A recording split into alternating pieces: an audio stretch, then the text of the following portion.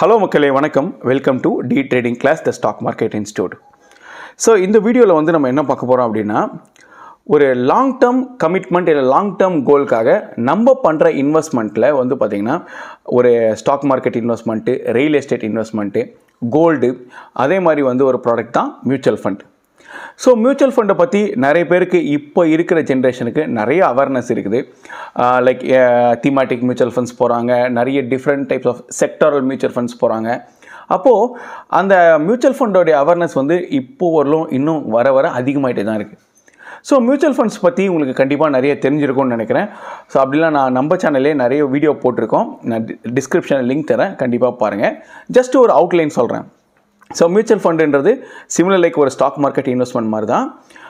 Like உங்களுக்கு பதிலாக வேறு ஒரு ஃபண்ட் மேனேஜர் வந்து அந்த ஸ்டாக்ஸில் இன்வெஸ்ட் பண்ணுவாங்க. இதுதான் ரொம்ப சிம்பிளான ஒரு எக்ஸாம்பிள் மியூச்சுவல் ஃபண்டுக்கு. இப்போது இந்த வீடியோவில் நீங்கள் தம்ப்நெயிலில் பார்த்த மாதிரி, ஸோ நம்ம பசங்களுடைய ஃப்யூச்சருக்காக பண்ண போகிற 4 பெஸ்ட்டு லைக் மியூச்சுவல் ஃபண்டை பற்றி தான் நம்ம பார்க்க போகிறோம். நான் இதை பெஸ்ட்டு செக்டார்னு சொல்லலாம், அப்படி இல்லைன்னா வந்து லைக் பெஸ்ட்டு டைப்புன்னு சொல்லலாம். ஓகே, ஸோ என்னன்றதை பார்க்கலாம். ஃபஸ்ட்டு அதுக்கு முன்னாடி டைவர்சிஃபிகேஷன் அப்படின்ற மீனிங்க்கு ஒரு எக்ஸாம்பிள் பார்க்கலாம். ஸோ டைவர்சிஃபிகேஷன் அப்படின்னு சொல்லும்போது, ஈவன் நீங்கள் ஒரு ஸ்டாக் மார்க்கெட்டில் எடுத்துக்கிட்டிங்கன்னா லார்ஜ் கேப் ஸ்டாக்ஸ் இருக்குது, mid cap stocks, small cap stocks இருக்குது. அதே மாதிரி வந்து பார்த்திங்கன்னா பென்னி ஸ்டாக்ஸ், இதெல்லாம் நம்ம மைக்ரோ கேப்னு சொல்லுவோம். ஓகே, ஸோ இந்த மாதிரி டிஃப்ரெண்ட் செக்டார் இருக்குது. இதை எதை பேஸ் பண்ணி பண்ணுறாங்க அப்படின்னா, அவங்களுடைய மார்க்கெட் கேபிட்டல் பற்றி வச்சும் அவங்க டைப் ஆஃப் பிஸ்னஸ் இல்லை அவங்க எவ்வளோ ப்ராஃபிட் பண்ணுறாங்க அதை பொறுத்து அவங்க கேட்டகரைஸ் பண்ணுறாங்க. அப்போது நம்ம மியூச்சுவல் ஃபண்டும் அந்த மாதிரி தான் இப்போ கேட்டகரைஸ் பண்ண போகிறோம். ஸோ ஒரு உதாரணத்துக்கு வந்து பார்த்திங்கன்னா large cap mutual funds, mid cap, small cap, அப்புறம் ஃப்ளெக்ஸி கேப். ஸோ இதெல்லாம் தெரியும். Large cap, mid cap, small cap தெரியும். அது என்ன ஃப்ளெக்ஸி கேப் அப்படின்னா, ஒரு சிம்பிள் எக்ஸாம்பிள், ஃப்ளெக்ஸி கேப்பை பொறுத்தவரைக்கும் it's a open ended mutual fund. Open எண்டட்னா ஒரு ரெஸ்ட்ரிக்ஷனே இருக்காது. லைக் எந்த ஸ்டாக் நல்லா இருக்கோ அந்த ஸ்டாக்கில் இன்வெஸ்ட் பண்ணுவாங்க, நம்மள மாதிரின்னு வச்சிங்களேன். அப்போது டிஃப்ரெண்ட் செக்டார் என்ன இரஸ்பெக்டிவ் ஆஃப் கேட்டகரியாக இருந்தால் கூட அந்த மியூச்சுவல் ஃபண்டில் அவங்க இன்வெஸ்ட் பண்ணுவாங்க. அதை தான் வந்து ஃப்ளெக்ஸி கேப்புன்னு சொல்லுவாங்க. யூஸ்வலாக ஃப்ளெக்ஸி கேப் தான் வந்து நல்ல ரிட்டர்ன்ஸ் கொடுக்குற ஒரு மியூச்சுவல் ஃபண்டாகவும் இருக்கும். ஓகேவா? ஃபஸ்ட்டு உங்களுக்கு ஸ்க்ரீனில் இப்போ தெரிகிற லார்ஜ் கேப் ஸ்டாக்ஸை பார்த்துடலாம். லார்ஜ் கேப் மியூச்சுவல் ஃபண்டை பொறுத்தவரையிலும் நான் நேரோ டவுன் பண்ணியிருக்கேன் 2 மியூச்சுவல் ஃபண்ட். எல்லா செக்டருக்கும் அப்படி தான் நேரோ டவுன் பண்ணியிருக்கேன். ஸோ ஃபஸ்ட்டு வந்து பார்த்திங்கன்னா ICICI Prudential blue chip fund. So last 5 இயர்ஸில் வந்து இது ஆல்மோஸ்ட் 20% ரிட்டர்ன்ஸ் கொடுத்துருக்கு. ஸோ 20% ரிட்டர்ன்ஸ் ஒரு ரிட்டர்ன்ஸே இல்லை. நிறைய பேருக்கு ஒரு விருப்பம் எப்படின்னா, லைக் ஸ்டாக் மார்க்கெட்டை இன்வெஸ்ட் பண்ணுறோம் அப்படின்னா ஒரு 100% இல்லை 200% ரிட்டர்ன்ஸ் கிடைக்கும் அப்படின்னு எதிர்பார்ப்பாங்க. பட் இது 20% அப்படின்னா, பர்டிகுலராக லார்ஜ் கேப்பை பொறுத்தவரையிலும் நிஃப்டியோட ரெப்ளிகா தான் லார்ஜ் கேப். அப்படி இருக்கும்போது டாப் 50 ஸ்டாக்ஸ் இருக்குது இல்லையா? ஸோ இந்த டாப் 50 ஸ்டாக்ஸ் வந்து பார்த்திங்கன்னா ஒரு டைம் லைக் மேக்ஸிமமும் ரிட்டர்ன் கொடுக்கும். அதே சமயத்தில் லைக் இப்போ நிஃப்டி எடுத்துக்கிட்டிங்க அப்படின்னா லாஸ்ட் 5 இயர்ஸில் ஒரு 15 to 15,000 இருந்திருக்கு அப்படின்னா இப்போ ஒரு 26, அவ்வளோதான் வந்து மேஜராக பெருசாக மூவ்மெண்ட் இருக்காது. But very slow down.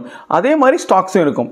Large கேப்ஸ்ன்றது வந்து பார்த்திங்கன்னா லைக் இப்போ ஒரு CAGR வேல்யூ, அதாவது காம்பவுண்ட் ஆனுவல் க்ரோத் ரேட், இதை பார்க்கும்போது வந்து பார்த்திங்கன்னா ஒரு 20 to 25% ஒரு நல்ல ரிட்டர்ன்ஸ். எப்படின்னா நீங்கள் ஒரு மியூச்சுவல் ஃபண்டு கேல்குலேட்டரை பண்ணுறீங்க அப்படின்னா 15% தான் நீங்கள் வந்து ஓவரால் ரிட்டர்ன்ஸாக நம்ம கேல்குலேட் பண்ணுவோம். பட் இது வந்து ஒரு காம்பவுண்டட் வேல்யூ, சரியா? அப்போது அப்படி பார்க்கும்போது ICICI Prudential blue chip fund வந்து பார்த்திங்கன்னா ஸோ 20% வந்து லாஸ்ட் 5 இயர்ஸில் க்ரோத் கொடுத்துருக்கு. இதோடைய நெட் அசெட் வேல்யூ வந்து 118 ரூபா. அதாவது நீங்கள் அக்யூமுலேட் பண்ணுற ஒரு யூனிட்டோட வேல்யூ வந்து 118 ரூபா. இதோடைய அசெட் அண்டர் மேனேஜ்மெண்ட், அதாவது AUM வந்து பார்த்திங்கன்னா 66,206 crores இருக்குது.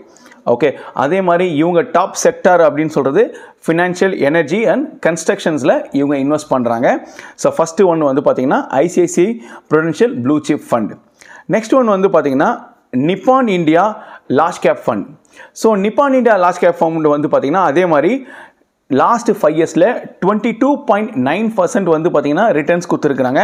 ஸோ இவங்களுடைய NAV வந்து பார்த்திங்கன்னா 99.41 rupees. 99.41 rupees. ஸோ இவங்களுடைய அசெட் அண்டர் மேனேஜ்மெண்ட் வந்து பார்த்திங்கன்னா 34,432 2 crores வந்து பார்த்தீங்கன்னா இவங்களுடைய அசெட் அண்டர் மேனேஜ்மெண்ட். அகைன் இவங்க ஃபோக்கஸ் பண்ணுற செக்டார்ஸ் எல்லாமே financial, energy, construction and technology ஸ்டாக்ஸில் தான் இவங்க இன்வெஸ்ட் பண்ணுறாங்க. இப்போ நான் எடுத்திருக்கிற ஸ்டாக்ஸு இனிமேல் சொல்ல போகிற, அதாவது இப்போ எடுத்திருக்க மியூச்சுவல் ஃபண்டு இனிமேல் சொல்ல போகிறது எல்லாமே வந்து 5 ஸ்டார் ரேட்டிங் இருக்கிற மியூச்சுவல் ஃபண்ட்ஸ் தான் நான் சொல்லிட்டு இருக்கேன். ஓகே, ஸோ நெக்ஸ்ட்டு வந்து நீங்கள் பார்க்குறது வந்து பார்த்தீங்கன்னா மிட் கேப் ஃபண்ட்ஸ். அதாவது மிட் கேப், நிறைய ஸ்டாக்ஸ் பற்றியே வீடியோ போடுறதுனால எல்லாமே ஸ்டாக்ஸ்னு வருது. So mid cap funds, mid கேப்பில் வந்து ஃபஸ்ட்டு வந்து பார்த்தீங்கன்னா Motilal Oswal mid cap fund direct growth plan. Okay, so இதோட NAV வந்து 127 rupees இருக்குது. இதோட AUM வந்து 18,604 crores இருக்குது. ஓகே, ஸோ இவங்க கான்சென்ட்ரேட் பண்ணுற செக்டார்ஸ் வந்து பார்த்தீங்கன்னா automobile, technology, capital goods and health care. So ஆட்டோமொபைல்னு சொல்லும்போது பார்த்தீங்கன்னா எல்லா ஆட்டோமொபைல் செக்டர், இப்போ மாருதி ஆகட்டும், டாடா மோட்டார்ஸ் ஆகட்டும், Eicher Motors, hero Motors, so அந்த மாதிரி. தென் டெக்னாலஜி பொறுத்தவரை மோஸ்ட் ஆஃப் த கேஸ் வந்து IT ஸ்டாக்ஸு, அதே மாதிரி கூட்ஸ், அதே மாதிரி ஹெல்த் கேர், ஹாஸ்பிட்டல்ஸோ இல்லை ரிலேட் டு ஹெல்த் கேர் வந்து பார்த்தீங்கன்னா இவங்க கான்சன்ட்ரேட் பண்ணுறாங்க. ஸோ நெக்ஸ்ட் ஸ்டாக் வந்து பார்த்தீங்கன்னா நெக்ஸ்ட் மியூச்சுவல் ஃபண்ட் வந்து பார்த்தீங்கன்னா HDFC mid cap opportunities direct growth plan. So இவங்க லாஸ்ட் 5 yearsல வந்து 22% ரிட்டர்ன்ஸ் கொடுத்துருக்குறாங்க. இவங்களுடைய NAV வேல்யூ வந்து 210 rupees. அதே மாதிரி இவங்களுடைய அசெட் அண்டர் மேனேஜ்மெண்ட் வந்து பார்த்தீங்கன்னா 77,682 crores வந்து பார்த்தீங்கன்னா இவங்களுடைய அசெட் அண்டர் மேனேஜ்மெண்ட்டாக இருக்குது. அதே மாதிரி இவங்க கான்சென்ட்ரேட் பண்ணுற செக்டர் வந்து பார்த்தீங்கன்னா finance, health care and capital goods. Then next ஒன்று வந்து பார்த்தீங்கன்னா small cap fund. So small cap பண்ணும்போது யூஸ்வலாக வந்து நிறைய ரிட்டர்ன்ஸ் கொடுக்குற ஸ்டாக்ஸாக தான் இருக்கும். ஈவன் நீங்கள் ஸ்டாக்காக இருக்கும்போது கூட ஒரு பென்னி ஸ்டாக் வந்து பார்த்தீங்கன்னா லைக் 2 ரூபா 3 ரூபா இருக்கும். அந்த ஸ்டாக்கில் நீங்கள் இன்வெஸ்ட் பண்ணும்போது சொல்லப்போனால் கிளியராக சொல்லணும்னா இண்டெக்ஸே பெருசாக பெர்ஃபார்ம் பண்ணாது. பட் அந்த டைமில் உங்களுக்கு சூப்பரான ரிட்டர்ன்ஸ் கொடுக்க வேண்டிய ஸ்டாக்ஸ் கொடுக்குற ஸ்டாக்ஸ் எதுவாக இருக்கும் பார்த்தீங்கன்னா இந்த ஸ்மால் கேப் ஸ்டாக்ஸ் தான். ஒரு எக்ஸாம்பிள் சொல்லலாம், சுசிலோன்னு சொல்லலாம். 3 ரூபாயில் இருந்தது, ஆல்மோஸ்ட் 80 rupees வந்து வரலும் போயிருந்தது. அப்போது இந்த மாதிரி ஸ்மால் கேப் ஃபண்டு வந்து பார்த்தீங்கன்னா ஒரு அக்ரெசிவாக இருக்கும். சொல்லப்போனால் வெரி ஹை ரிஸ்க் அப்படின்னு சொல்லுவாங்க. ஸோ அதில் ஃபஸ்ட்டாக வந்து நிப்பான் India small cap growth fund. Okay, so அது வந்து பார்த்தீங்கன்னா லாஸ்ட் 5 yearsல 30% ரிட்டர்ன்ஸ் கொடுத்துருக்கு. இதோடைய NAV வேல்யூ 200 rupees. நம்ம இதுக்கு முன்னாடி சொன்ன எல்லாமே வந்து பார்த்தீங்கன்னா 100 rupees இல்லை 180 rupees அது மாதிரி தான் இருந்துச்சு. இதோடைய NAV வேல்யூ 200 rupees இருக்குது. அதே மாதிரி இது அசெட் அண்டர் மேனேஜ்மெண்ட் வந்து 62,259 crores வந்து இதோடைய AUM. இவங்க கான்சன்ட்ரேட் பண்ணுறதும் capital goods, health care and other sectors. So இதில் எல்லாமே செக்டார் வைஸ் சேமு தான்.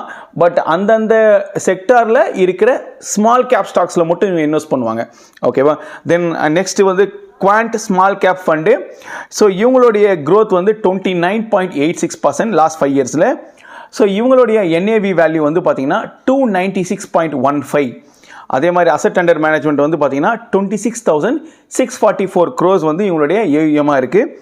இவங்க கான்சன்ட்ரேட் பண்ணுற செக்டரும் same, service, financial and health care. So லாஸ்ட்டாக வந்து நம்ம பார்க்க போகிறது வந்து பார்த்தீங்கன்னா flexi cap fund. So flexi cap ஃபண்டுன்னு சொல்லும்போது நான் ஆல்ரெடி சொன்ன ஒரு open ended mutual fund. So இதில் நம்ம ஃபஸ்ட்டாக இருக்கிறது வந்து பார்த்தீங்கன்னா JM flexi cap fund. JM flexi cap fund direct growth plan. So last 5 yearsல 29.14% வந்து ரிட்டர்ன்ஸ் கொடுத்துருக்குறாங்க. இவங்களுடைய NAV வேல்யூ 120 rupees. ஓகே, அதே மாதிரி இவங்களுடைய அசெட் அண்டர் மேனேஜ்மெண்ட்டு வெறும் ரொம்ப கம்மி தான், 4,531 தான். But 5 star rating. ஏன்னா லாஸ்ட் 5 yearsல ஸோ இந்த ஃபண்டு மாதிரி ரிட்டர்ன்ஸ் வந்து வேறு எதுவும் கொடுக்கல, செக்டர் வைஸ் டாப்பில் இருக்குது. அதே மாதிரி HDFC flexi gap direct growth plan fund வந்து லாஸ்ட் 5 yearsல வந்து பார்த்தீங்கன்னா 26.25% ரிட்டர்ன்ஸ் கொடுத்துருக்கு. அதோடைய மாதிரி இவங்களுடைய NAV வேல்யூ நான் பார்த்ததுலேயே ரொம்ப அதிகமான NAV வேல்யூ இருக்கிற மியூச்சுவல் ஃபண்ட் நான் பார்த்ததுலேயே. ஸோ 2,086 rupees வந்து பார்த்தீங்கன்னா இதோட NAV வேல்யூ. அண்ட் AUM வந்து பார்த்தீங்கன்னா 66,225 crores வந்து இவங்களுடைய AUM. ஓகேவா? அதே மாதிரி டாப் செக்டார் வந்து health care, financial, automobile and construction டெக்னாலஜியில் இவங்க இன்வெஸ்ட் பண்ணுறாங்க. ஓகே, ரைட் ஃப்ரெண்ட்ஸ், இது வந்து பார்த்தீங்கன்னா என்னுடைய ரெக்கமெண்டேஷன் கிடையாது. Okay, it's a suggestion. So இந்த செக்டார்ஸில் இதெல்லாம் இருக்குது அப்படின்றத நான் உங்களுக்கு மேபி தெரியப்படுத்துகிறேன்னு வச்சுங்களேன். ஓகே, ஸோ நீங்கள் இன்வெஸ்ட் பண்ணுறதுக்கு முன்னாடி மறக்காமல் உங்களுடைய ஃபினான்ஷியல் அட்வைஸரை கன்சல்ட் பண்ணிக்கோங்க. அதே மாதிரி வந்து உங்களுக்கு இல்லை எனக்கு வந்து கொஞ்சம் சப்போர்ட் பண்ணணும், லைக் எனக்கு இதை பற்றி எதுவும் ஐடியா இல்லை அப்படின்னா டிஸ்கிரிப்ஷனில் நம்ம இன்ஸ்டியூட்டோட கான்டாக்ட் நம்பர் தரேன், நீங்கள் கான்டாக்ட் பண்ணலாம். ஸோ நம்ம இன்ஸ்டியூட்டில் வந்து ஸ்டாக் மார்க்கெட் கிளாஸஸ் சொல்லித்தரோம், related to financial, bonds, NCD, fixed deposits எல்லாமே நம்ம பண்ணித்தரோம். ஓகே, ஈவன் இந்த மியூச்சுவல் ஃபண்ட்ஸும் உங்களுக்காக பண்ணித்தர முடியும். சஜஸ்ட் பண்ணலாம், உங்களுக்கு இன்ட்ரெஸ்டடாக இருந்தால் யூஸ் பண்ணிக்கலாம். ஓகே, ஸோ இந்த வீடியோ பிடிச்சிருக்குன்னு நினைக்கிறேன். மறக்காமல் நம்ம சேனலை சப்ஸ்கிரைப் பண்ணிவிடுங்க. ஸோ கூடவே இந்த பெல் ஐக்கனை ப்ரெஸ் பண்ணுங்கள், அப்போ தான் நான் ரெகுலராக பண்ணுற வீடியோ உங்களுக்கு வரும். இன்னொரு இன்ஃபர்மேட்டிவான வீடியோவில் மீட் பண்ணலாம். Thank you very much.